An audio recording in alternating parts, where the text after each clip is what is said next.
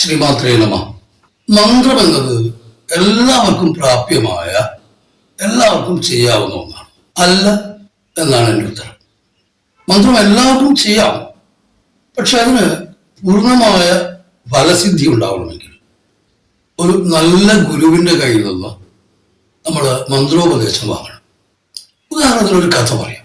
ഒരു രാജാവ് തന്റെ മന്ത്രിയെ തിരക്കി അദ്ദേഹത്തിന്റെ വീട്ടിലെത്തിയപ്പോൾ രാജാവ് കണ്ടത് മന്ത്രി വളരെ ഭക്തിപൂർവ്വം ഇരുന്ന് ഗായത്രി മന്ത്രം ജപിക്കുന്നതാണ്. രാജാവ് മന്ത്രിയോട് ചോദിച്ചു, നീ എന്താണ് ജപിക്കുന്നത്? മന്ത്രി പറഞ്ഞു, ഞാൻ ഗായത്രി മന്ത്രം ജപിക്കുകയാണ്, അത് എനിക്ക് കൂടി പറഞ്ഞു തരൂ എന്നായി രാജാവ്. മന്ത്രി പറഞ്ഞു, ഞാൻ മന്ത്രോപദേശം നൽകാൻ മാത്രമല്ല, അങ്ങൊരു നല്ല ഗുരുവിനെ കണ്ടെത്തു, ഗുരു അങ്ങേക്ക് ഉപദേശം നൽകും. നമ്മൾ പലരെ പോലെ തന്നെയും ഒന്നും അധികം കാത്തു നിൽക്കാനുള്ള ക്ഷമ ഉണ്ടായിരുന്നില്ല രാജാവിന്. രാജാവ് നാട്ടിൽ ഏതോ പുരോഹിതനെയോ ആരെയോ കാണുകയും അയാൾ ഗായത്രി രാജാവിന് പറഞ്ഞു കൊടുക്കുകയും ചെയ്തു. അടുത്ത ദിവസം മന്ത്രി വന്നപ്പോ രാജാവ് ഗായത്രി മന്ത്രിയെ ചൊല്ലിക്കേൾപ്പിച്ചു. രാജാവ് പറഞ്ഞു, ഞാനും പഠിച്ചിരിക്കുന്നു ഗായത്രി, ഇതിൽ വല്ല പിഴവുമുണ്ടോ? മന്ത്രി അതിന് മറുപടി പറഞ്ഞില്ല.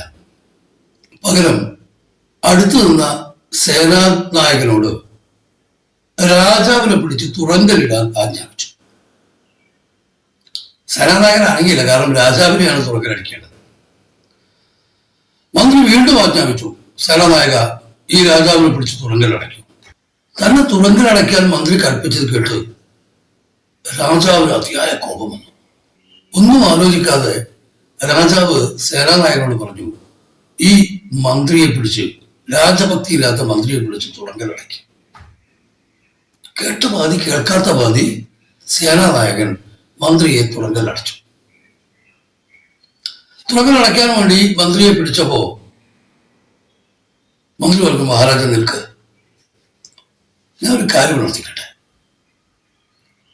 നമ്മൾ രണ്ടുപേരും പറഞ്ഞത് ഒരേ കാര്യമാണ്, പക്ഷെ ഞാൻ പറഞ്ഞപ്പോ അത് സേനാനായകൻ അനുസരിച്ചില്ല.